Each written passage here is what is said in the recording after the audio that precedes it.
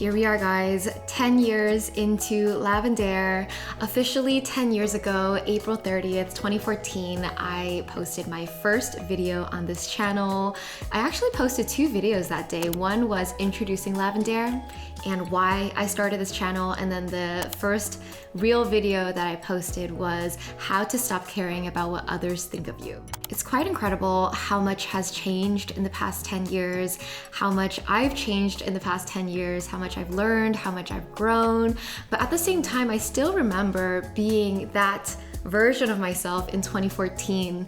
I had just opened this new YouTube channel. I went to my first Coachella that 2014, and it was spring, and I had purple pink hair at the time. That was like my statement. When I graduated, I kind of went against what my parents wanted me to do, and like dyeing my hair like all these pastel colors was my statement that I'm gonna be an artist. So starting Lavendaire, it was after I had this like music journey and freelance journey and deciding that I'm gonna create the life that I wanna create journey, and Lavendaire was my space to document and share that. And I can't believe at the same time I was so wise, yet I was still so naive 10 years ago, because if you go back to watch that first video where I am introducing Lavendaire, I talk about the phrases that I wanted my brand to embody, the artist of life, right? I wanted this channel to be about figuring out how to become a master artist of life, meaning someone who knows how to intentionally and masterfully design their life exactly how they want. And I came up with the phrase, life is an art, make it your masterpiece. That phrase inspired me so much because I was pursuing this idea of what it means to be an artist. I was reading all these books about art. I was creating art and music, and I realized that you can apply those concepts and that framework to life as a whole. It was just like an aha moment where I was like, yes, this is what I really care about. Like literally making my life the best, most beautiful, most moving art piece that I can, and making it what I want. So anyway, that's what Lavendaire started with, and here we are 10 years later. I am a different person. I have healed a lot. I have grown a lot. I'm in my new home, and I have this really cute flower cake. It's like this little cute heart cake to celebrate my 10 years. And today I wanted to share 10 lessons that I've learned from these 10 years on YouTube. Real quick, I just want to let you know that we're doing a special sale on our shop just for these 2 days. So today and tomorrow you can get 30% off anything on the Lavendaire shop site-wide using the code LAVIANNIE30. I'll leave the link down below so you can check out our stuff. I recommend the Artist of Life workbook, the Joy Journal, or the TBH deck. Another thing, I asked you all to submit some questions so that I can make a Q&A video, so that will be the next video. So stay tuned for a Q&A about YouTube, my life, just anything you wanted to ask me really. All right, without further ado, let's cut this cake and then I'll share my 10 lessons.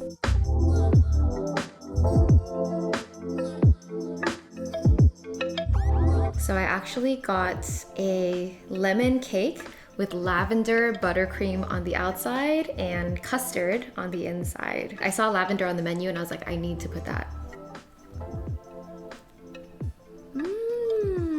It really is lavender buttercream. So good. Let's begin with lesson 1. One of the most important lessons that I learned in the past 10 years is that your dreams can come true, but they will probably happen on a different timeline and in a different way than you anticipated. So manifesting works, envisioning your dream life, all of that stuff, I believe that it works, but how it happens and when it happens is kind of out of your control. You can't force things to happen at the time that you want them to. I remember when I started this channel, I had all these goals, oh, my goal to hit my first 1,000, 10,000 subscribers by the end of the year, whatever. And just, I never hit my goals on the timeline that I set them. But the longer I kept at it, I eventually surpassed my original big goal of meeting 1 million subscribers, and now I'm at 2 million, and that wasn't even on my goal list, right? It happened much later than I anticipated, but it, just kept going beyond what I imagined. There's a quote that's really fitting for this. It is that people tend to overestimate what they can achieve in 1 year, but they underestimate what they can achieve in 10 years. 10 years is a long time. You can get so much done in 10 years than you could ever really imagine right now, because things will come up later, opportunities will come that are so unexpected, and life will take its own turns and unfold in such a surprising, spontaneous way, but all of it is beautiful. So just have a dream and keep at it. Lesson number 2, it is so important to develop the skills of consistency and discipline. You really have to have a level of self-discipline to show up and do the work, and show up and face the scary work. And when I say scary work, I just mean those big, daunting tasks that are out of your comfort zone. You have to be willing to show up consistently and be disciplined in order to move forward, in order to build that momentum to get anywhere. I think a lot of people struggle with that, and that might be why you feel like you're stuck. I honestly attribute a lot of my YouTube channel success to my ability to be consistent with posting videos every single week when I started. For the first year, I told myself I'm not going to miss a week. I'm gonna be as consistent as possible, posting every single week on YouTube, even if nobody watches my videos, which nobody really watched my videos. But it was that consistency that I developed the habit of showing up, doing the work, even if I didn't feel like it, even if it wasn't my best work. And just with the quantity of videos, it led to better quality videos. My skills improved, my confidence improved, and eventually doing that for a couple years, then my channel started to take off. So consistency and discipline are so key. Lesson number 3 is to hone your self-belief and intuition. This is something that I share pretty often because it's so important. In order to succeed at something, you have to believe in yourself so hard, even when the people around you might not necessarily believe in you. And instead of listening to outside opinions of what you should do, you have to really tune into your intuition and this inner voice, because that is the truest compass that is always guiding you, and you should always prioritize that voice above everyone else's. It is because I love to journal that I was super connected to this inner voice. Whenever I was struggling or worrying about something, I would just journal, and then through journaling, I would just write pages and pages and pages until I'm oh, this feels right. This feels like my voice, and I have this spark of inspiration on oh, maybe this is what I should do. Honestly, the idea that sparked this YouTube channel came from a journaling session where I realized that I still wanted to pursue being a YouTuber, because I don't know if many of you know, I had a music channel before throughout high school and college, a little after college, and I stopped it because it wasn't growing basically, and I gave up on YouTube. I decided to do other things. And then after that break, I decided hey, no, I still love YouTube, but let me try to do it in a different way. And that is what led to this channel. And that's all because it came from this inner voice that told me, it nudged me hey, this is what you truly still want. Lesson number 4 is to remember to enjoy life along the way. I think when a lot of us are chasing our goals and our dreams, we feel like we have to put our heads down and hustle really hard and sacrifice all these other things in life to get our goal. But the truth is, all of that is just a mindset, right? It's a mindset that you think you have to sacrifice all these other things in order to succeed, but did you really have to? I don't know. And is life really worth it if you sacrifice all those things? So I'm a firm believer in doing things at a steady pace and enjoying your life along the way as you are chasing your goals and your dreams. Make sure that you make time and space for your health, wellness, your friends and your family, your own joy and fulfillment. Go out there and travel, take a break. It's okay to go slower, because this is not a race. It's not about being so tunnel vision going after one goal. I'm really a proponent of painting an image of this ideal life you have and going for all of it at the same time, enjoying all of life along the way. Lesson number 5, you are on your own journey, so do not compare yourself to others. Oh my gosh, comparison is such a struggle. I struggle with this so much in my journey because I think it was how I was raised, to compare myself to my peers and to try to be better and be a little competitive. And it is just an unhealthy mindset because comparison truly is the thief of joy.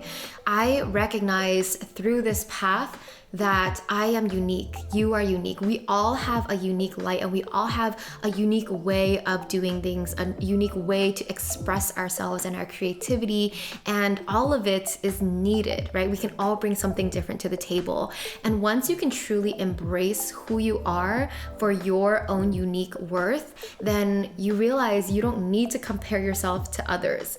And everyone's on a different path. Everyone is like in different life chapters at different times. So it's like impossible to compare your life to someone else's. So if you struggle with comparison, do not waste your energy there. Literally take that energy and funnel it back to yourself, nourish yourself, your self-care, just read a book, do anything else but to compare. Lesson number 6, let go of perfect and let go of control.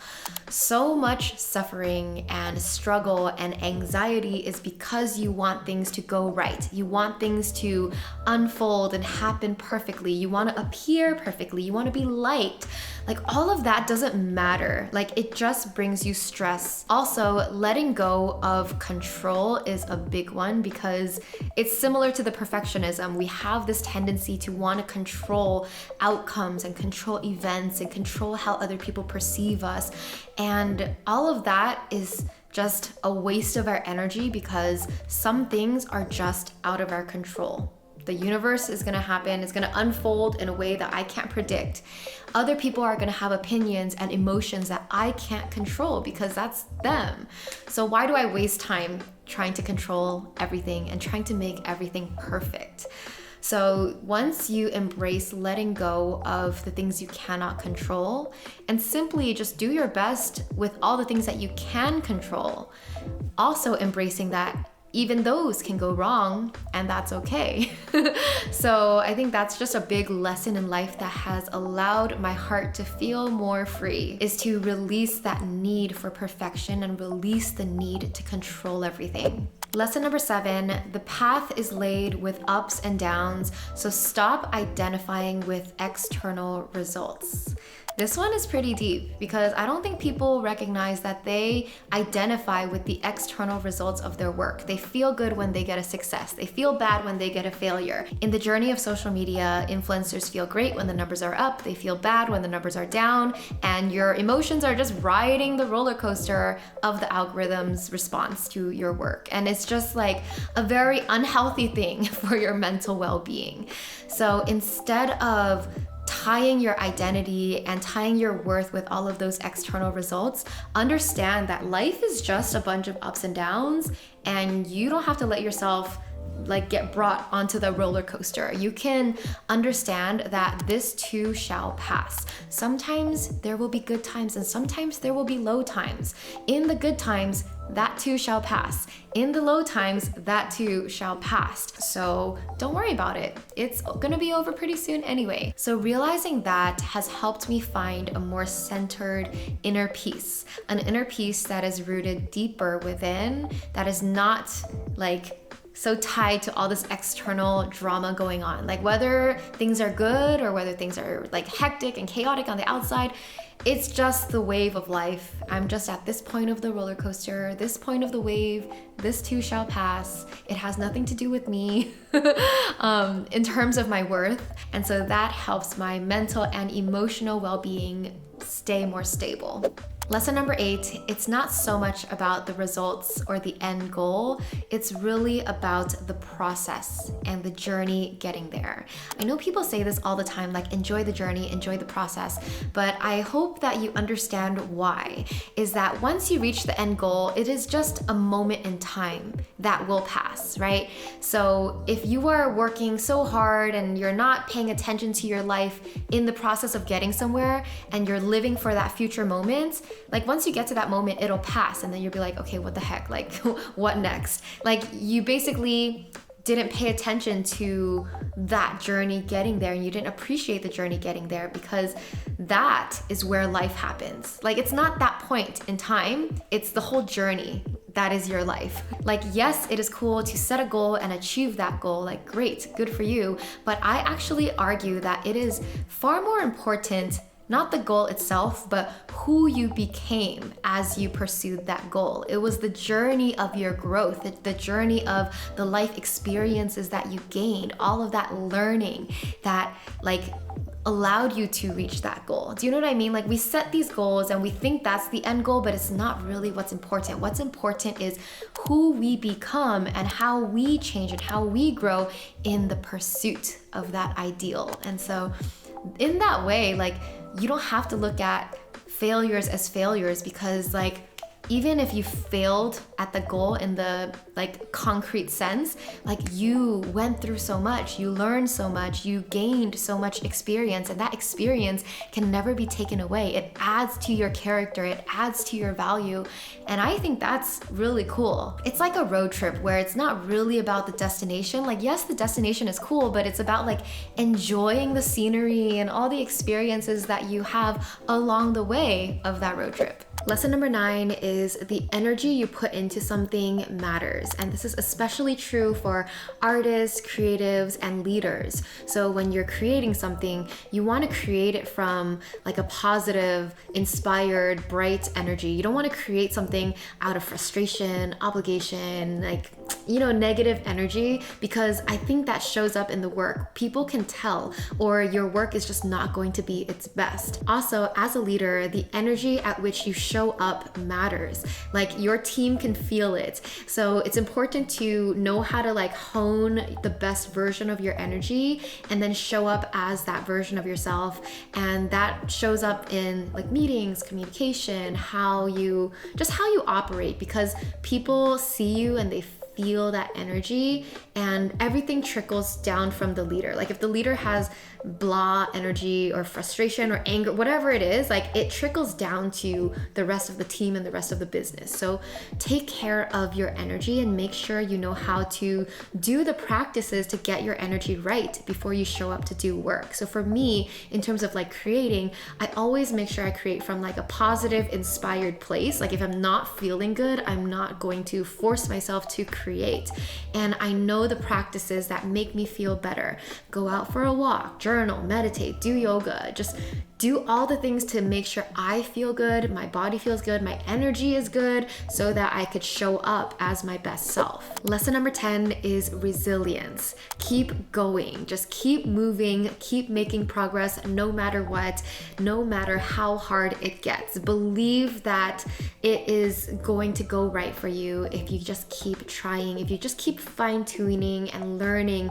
You have to definitely listen and see, do I need to make any changes? Do I need to maybe pivot, right? Always stay aligned to the feedback that you're getting and also to your inner voice, but keep moving. Just keep the ball rolling, because you don't want to stop the momentum. Like, if you're the type of person that likes to give up and then start again, give up and start again, like, it's so hard to like get the momentum going every single time you start again. So it's okay to take breaks, but don't stop for too long. Just keep moving forward, even if it's baby steps. Like, every day, it should just be a small baby step towards your dreams and goals. Like, it doesn't have to be big. You don't have to do big things every single day, but just make sure you keep moving and that you stay resilient.